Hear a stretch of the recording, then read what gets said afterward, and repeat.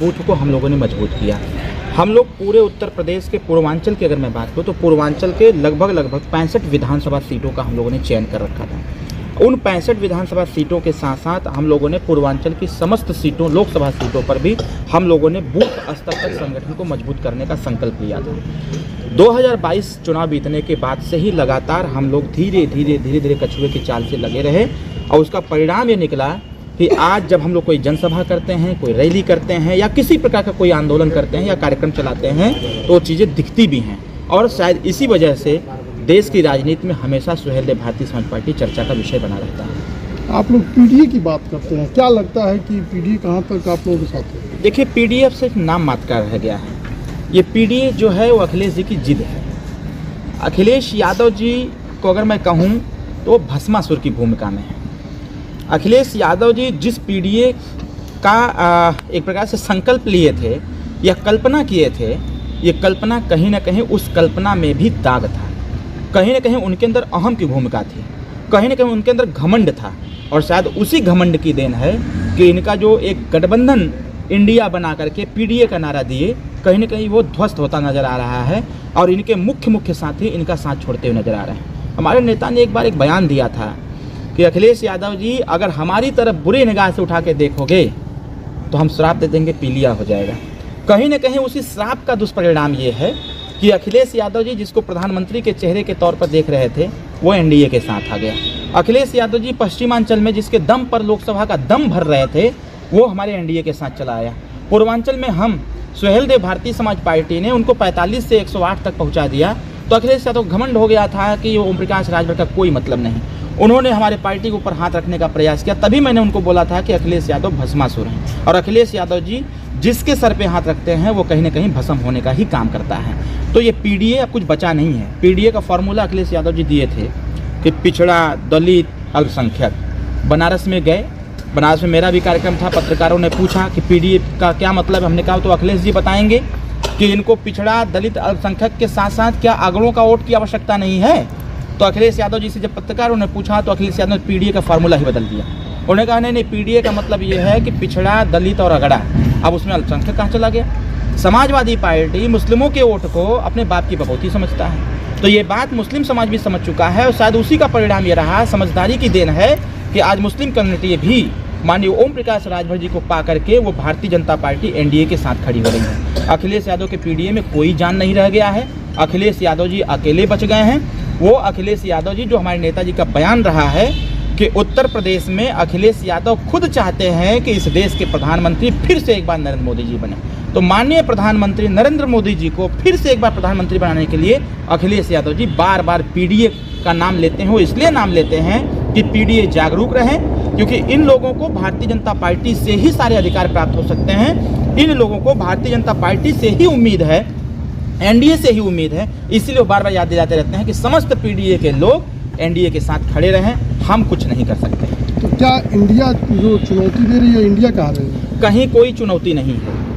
ये अखिलेश यादव की जुबान की चुनौती है। वो तो सदन में भी चुनौती देते हैं। सदन में चुनौती देने के बाद जब बाहर निकलते हैं तो एक बात कहते हैं कि भाई हम तो कुछ नहीं कर सकते। हम तो एक बार बयान दिए थे कि कहीं अखिलेश यादव जी अंडा बेचने न लगें, कहीं अंडा न बेचने लगें।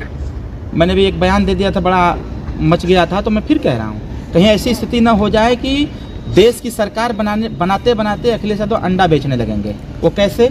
पिछली बार तो कुछ सीट जीत भी गए थे, लेकिन इस बार 18 जुलाई को हम लोगों ने संकल्प लिया है कि उत्तर प्रदेश की 80 की 80 सीट जीत करके हम लोग एनडीए की सरकार बनाएंगे। जब एनडीए 80 की 80 सीट जीत लेगा तो अखिलेश यादव के पास बचेगा क्या? ज़ीरो, मतलब अंडा। पहले कांग्रेस की सरकार जब वो बनाते थे तो उनके जो 10-20 तो सांसद हो जाते थे, वही दिखा करके अपना काम यहाँ चलाते थे।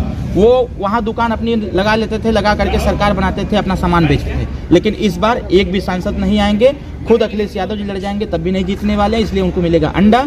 और इस बार कांग्रेस से वही अंडे की बात करेंगे, इसके अलावा कुछ नहीं कर पाएंगे। इसलिए मैं बार बार एक ही बात कहूँगा, पीडीए में कोई जान नहीं है। ये पीडीए का नारा देने वाले खुद एनडीए की सरकार बनाने में लगे हुए हैं। इससे ज़्यादा और कुछ कहने की आवश्यकता नहीं उनके बारे में। आप लोग भी तो समाजवादी पार्टी के साथ एक समय तक काम किए आप लोग। माननीय मुलायम सिंह यादव को धरती पुत्र कहा जाता था, कहा जाता है भी, और हम लोग पर्सनली उनका बड़ा सम्मान करते थे। हम लोगों ने कई बार उनसे वार्ता किया, लेकिन अखिलेश यादव जी में और माननीय नेताजी में जमीन आसमान का अंतर है। माननीय नेताजी हमेशा कहते थे, नेताजी को, हमारे पिताजी को हमेशा कहते थे कि अपनी पार्टी को कभी ख़त्म मत होने देना, अपने कार्यकर्ताओं के अंदर हमेशा उत्साह भरते रहना, क्योंकि तुम्हारी सोच, तुम्हारी विचारधारा वो है जो नीचे दबे हुए लोगों को ऊपर उठा सकती है। लेकिन अखिलेश यादव जी क्या कहते थे, ओम प्रकाश राजभर मजबूत न हो पावे, इनके ज़्यादा विधायक न हो पावे, इनके पार्टी में फूट डाल दो, इनके पार्टी के कार्यकर्ताओं को उठा करके अपनी पार्टी ज्वाइन करा लो। अखिलेश यादव की ऐसी मानसिकता थी।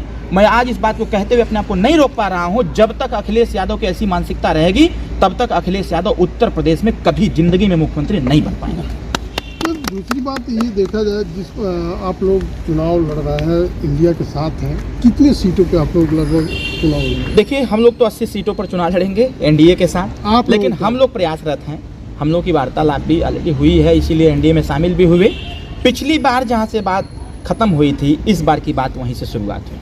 हम लोग हमेशा बात करते रहते हैं कि भाई 3 सीट हमको चाहिए, और 3 सीट सुहेल देव भारतीय समाज पार्टी अपने छड़ी सिंबल पर लड़ने का काम करेगी। बिहार में हमको 1 सीट चाहिए, उस पर भी हम लोग फोकस किए हुए हैं। बिहार में भी काम कर रहे हैं। अभी कल ही मैं था, कैमूर जिले में था, और वहाँ भी कार्यक्रम 38 जिले में हमारे नेता, लगभग 30 जनपदों में हमारे कार्यक्रम हो चुके हैं। तो 3 सीट यहाँ हम लोग मांग कर रहे हैं और 1 सीट बिहार में मांग कर रहे हैं।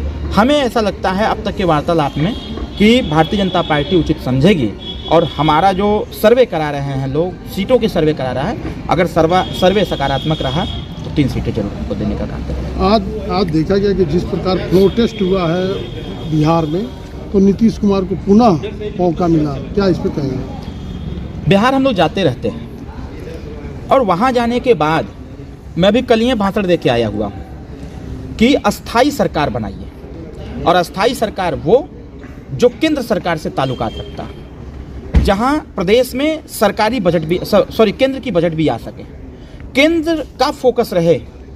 और इसीलिए शायद उसी का परिणाम ये रहा कि फ्लोर टेस्ट में नीतीश कुमार जी पुनः एक बार मुख्यमंत्री बने।